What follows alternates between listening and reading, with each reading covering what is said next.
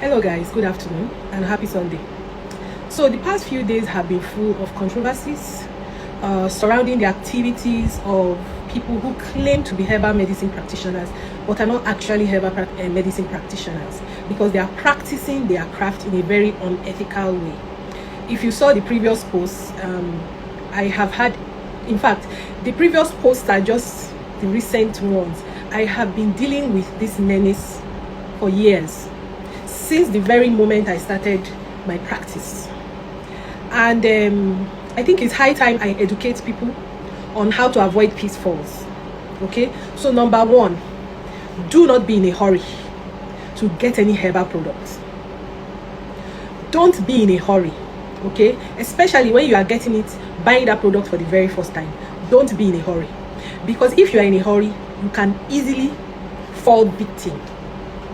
Okay, some people are desperate, and this happens a lot, especially in people that are looking for solutions to infertility.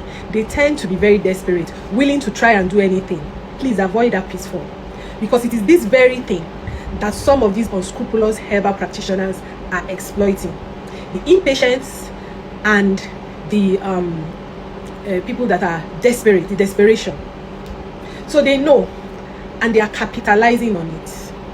One of the first ways you know if a herbal practitioner is genuine or not is if the person is more interested in asking you questions to understand your situations rather than pushing a product at you to buy. That's the first clue. Then, to protect yourself, you also need to ask herbal practitioners for their qualifications or memberships of any professional bodies. You see, there are professional bodies that herbal practitioners are members of. Okay, because it is not everybody, like me for instance, that had extensive training in academics in the university and extensive research. Okay, it's not everybody, but there are some people that trained maybe under other herbalists, especially the people that are doing traditional medicine. Maybe their grandmothers or were maybe traditional healers. They also have a lot of valuable knowledge.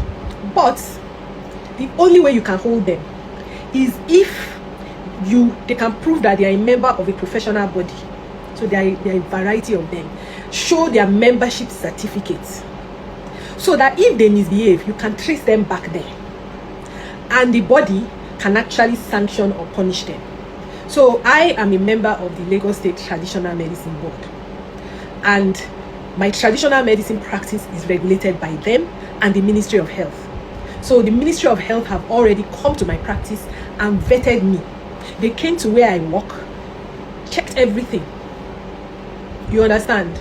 And even the people that work with me, they run medical tests because they will ask for it. You have to be medically fit to be able to administer medicine. So, for instance, if you have a herbalist who is a member of the Traditional Medicine Board in Lagos and the person scams you, carry your proof to the Traditional Medicine Board and report the person. I'm telling you, that person is going to refund your money immediately. So ask for qualifications, all right?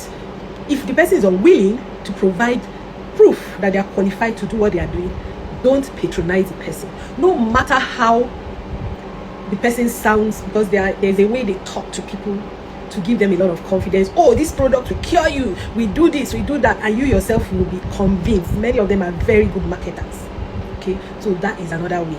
Then another way is use your brain to assess, especially the Instagram herbalists. Look at the practice. One, how many followers does that practice have? If it is a practice like mine, we have about 32,000 followers, or 32,000, right? I think thereabouts. You should realize that a page that has 32,000 followers should be getting at least, even if they are not making sales, at least 10 orders a day. And that is a small practice. A small practice can conveniently take 10 orders a day, 15, 20 orders a day. Okay, that can vary, to be honest, because depending on how good business is, sometimes you may not make sales, sometimes you can make sales even 30 orders a day, right, with those number of followers. Now, if you have a herbal practice, listen to this very carefully. If you have a herbal practice that is over 100,000 followers, that herbal practice does not need to run ads if they are doing things the proper way, except they are doing large-scale production. And under the Nigerian law, you cannot do large-scale production of any herbal products because you're going to be distributing it widely. You cannot do it without NAFDAC registration. So if that page has over 100,000 followers and they are doing large-scale production and they have products registered by NAFDAC, which means they can sell thousands in a day without any issues, then if they are running sponsored ads aggressively, yes, you should not be suspicious of them. But you see the ones that are small businesses, not doing large-scale production, and they are herbal, they do herbal medicine, they are running sponsored ads aggressively, something is wrong. Because if you have over 100,000 followers, ideally you'll be getting about 50 orders a day. That is more than enough to keep you busy. Even in my practice, the days I get 10 orders a day, I'm on my feet non-stop, walking. Okay, so these are a few guidelines you can use. Now there are some people that will tick all the boxes and still be fraudulent. If you know they are a member of any body, any professional body, any organization, courts, the body will sanction them and the body will make them refund your money if they scammed you. Okay, so those are just a few tips. I've been giving these tips over the years, and I wish a lot of people listen to these tips to avoid falling into these pitfalls.